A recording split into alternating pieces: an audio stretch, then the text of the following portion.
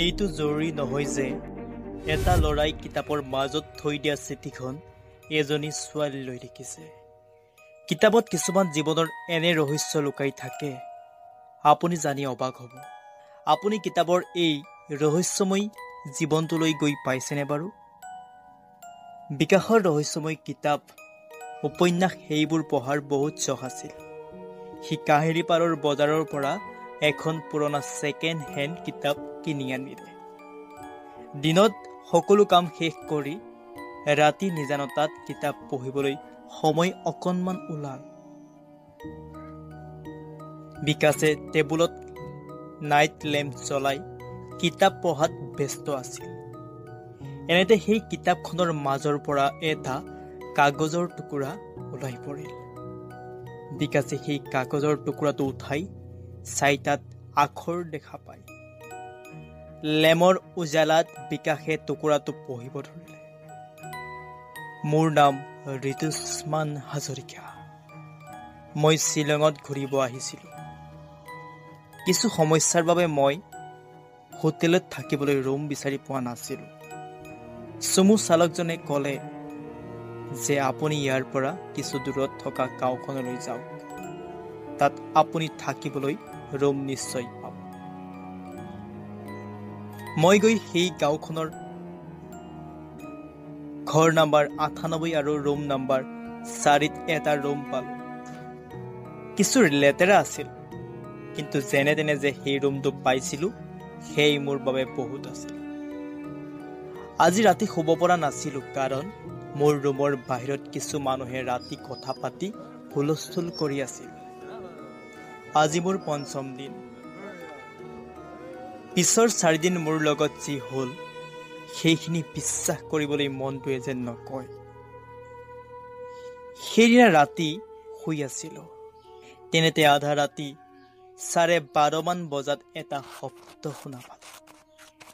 মই ভাবিছিলোঁ ৰুমটোত যিহেতুকে বহুত বস্তুৰে ভৰি আছে, গতিকে চাগে নিগনিয়ে কিবা দিগদাৰ কৰিছে। মই বেছি ধ্যান নিদিলোঁ, কিন্তু 15-20 ছেকেণ্ড মানলৈকে যেতিয়া সেই শব্দটো আহি থকা হ'ল, মই সেই শব্দটোক ধ্যান দি শুনিব ধৰিলোঁ।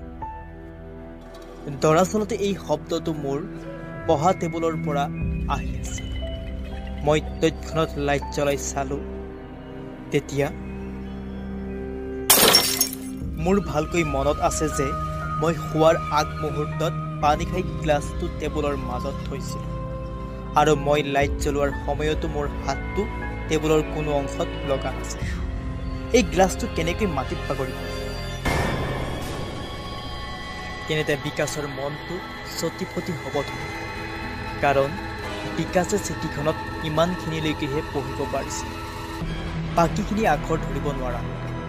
বহুত চেষ্টা কৰিছিলে, কিন্তু সেই আখৰখিনি ধৰিবকে নোৱাৰিলে।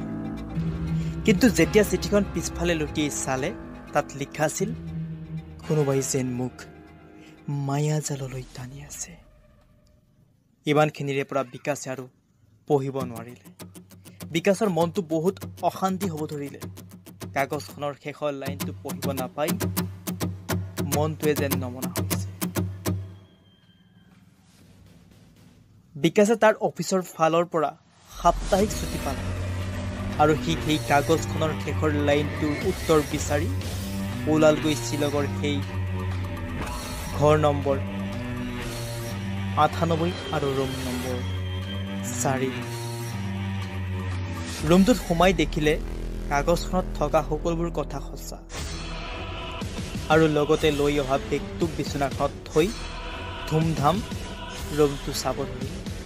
কি ঠিক, কাহিনীটোৰ বাকীকণ কোনোবা ৰুমৰ কোণাত লুকাই আছে নেকি? কিন্তু কাহিনীটোৰ পিছৰ ৰহস্যৰ উত্তৰ ক'তোৱেই বিচাৰি নাপালে। বিকাশে ভাবি পোৱা নাছিল সেই কাগজখনৰ মতে দৰাচলতে ঋতুস্মিনৰ লগত কি হৈছিল। পুৱা 4 বজালৈকে বিকাশ সাৰ পাই আছিল, ভাবি আছিল কিবা এটা হ'ব, কিন্তু ৰাতিপুৱাৰ বাহিৰে একোৱেই নহ'ল।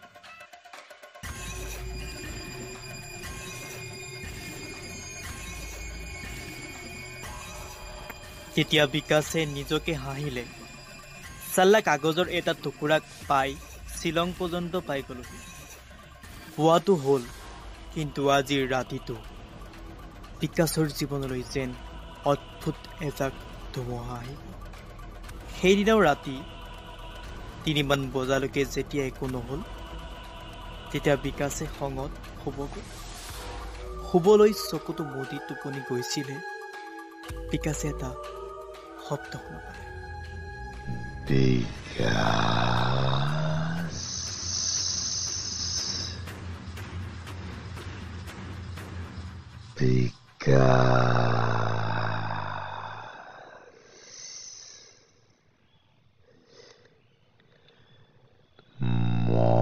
মই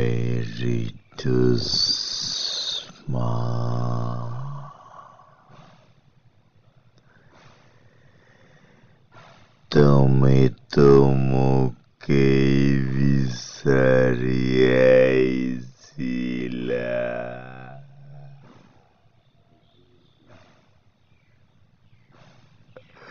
বিকাশ মোক বচোৱা,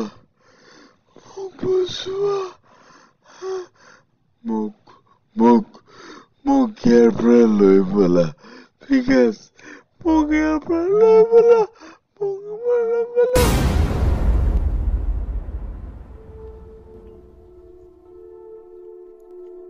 তৎক্ষণাৎ বিকাশ সাৰ পাই উঠিল আৰু ভয়ত কঁপিব ধৰিলে।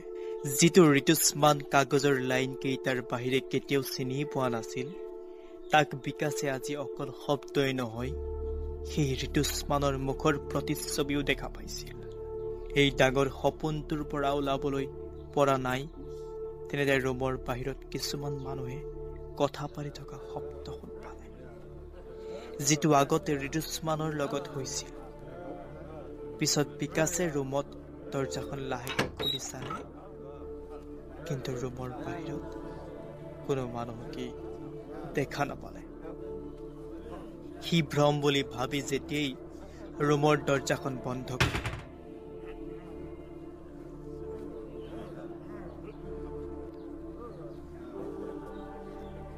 এই শব্দবোৰ শুনা পাই বিকাশে ৰাতি তাৰ ৰুমটো সলনি কৰিলে। এইবাৰ ৰুম নম্বৰ 4ৰ পৰা বিকাশ ৰুম নম্বৰ 5 পালেগৈ।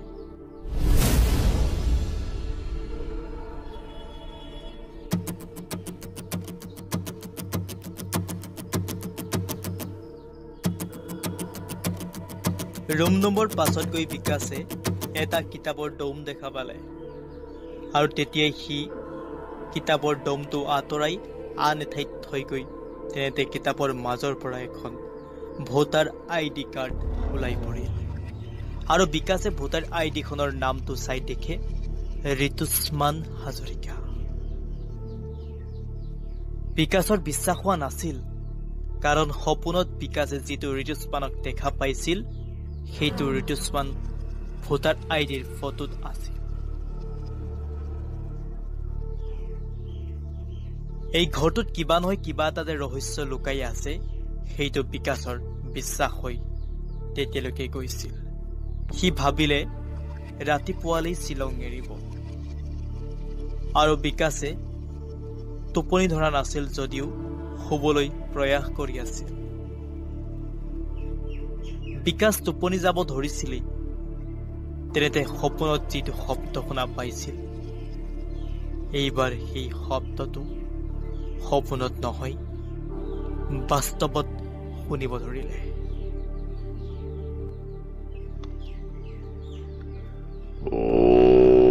বিকাশ, মই ঋতুস্মান,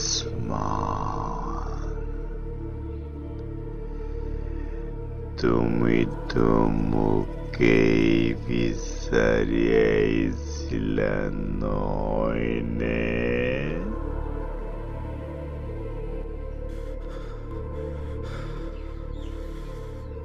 বিকাশ তৎক্ষণাৎ বিছনাখনৰ পৰা নামি সেই শব্দটো কোন ফালৰ পৰা আহিছে চাব ধৰিলে, কিন্তু সেই শব্দটোৱে যেন বিকাশৰ লগত খেলিব ধৰিছে। সি শব্দটো কোন ফালৰ পৰা আহিছে এই বুলি ভাবি সন্ধান কৰি ৰুমটোৰ বাওঁফালে গ'ল।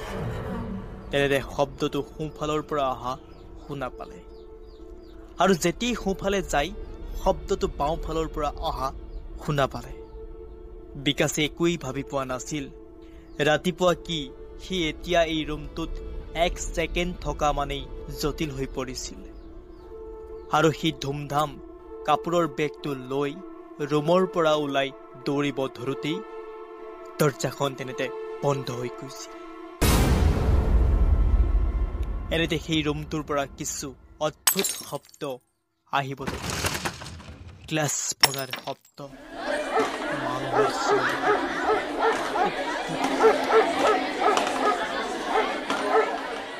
লাহে লাহে যেন এই শব্দবোৰৰ গতিবিধি বৃদ্ধি হ'ব ধৰিলে আৰু সকলো শব্দ একগোট হৈ ভয়ানক শব্দৰ সৃষ্টি হ'ব ধৰিলে।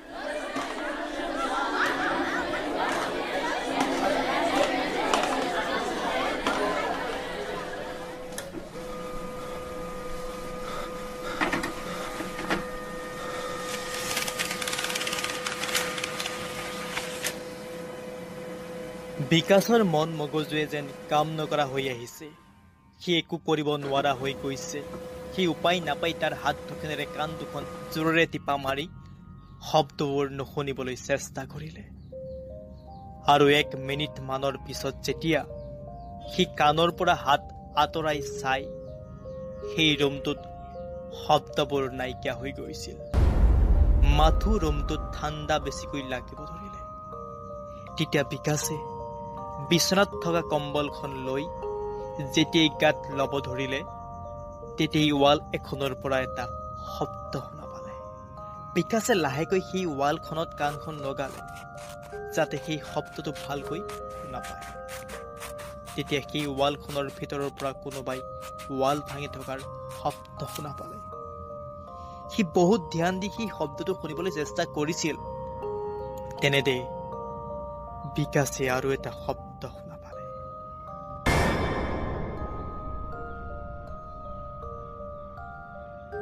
বিকাশ ৱালখনৰ ভিতৰত মোৰ ঘৰ আছে আৰু এতিয়াৰে পৰা এই ৱালখনৰ ভিতৰত তোমাৰ ঘৰ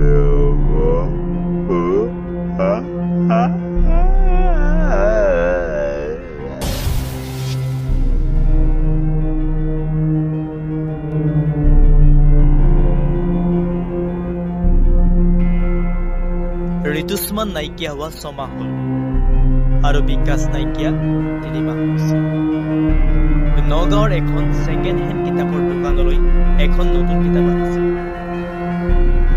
আৰু কিতাপখনৰ মাজত এখন চিঠি আছিল। তাত লিখা আছিল, কোনোবাই যেন মোক মায়াজাললৈ টানি আছে।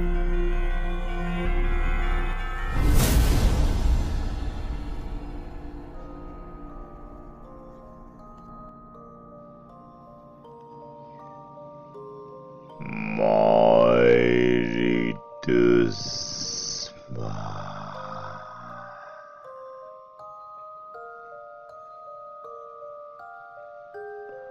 আৰু মই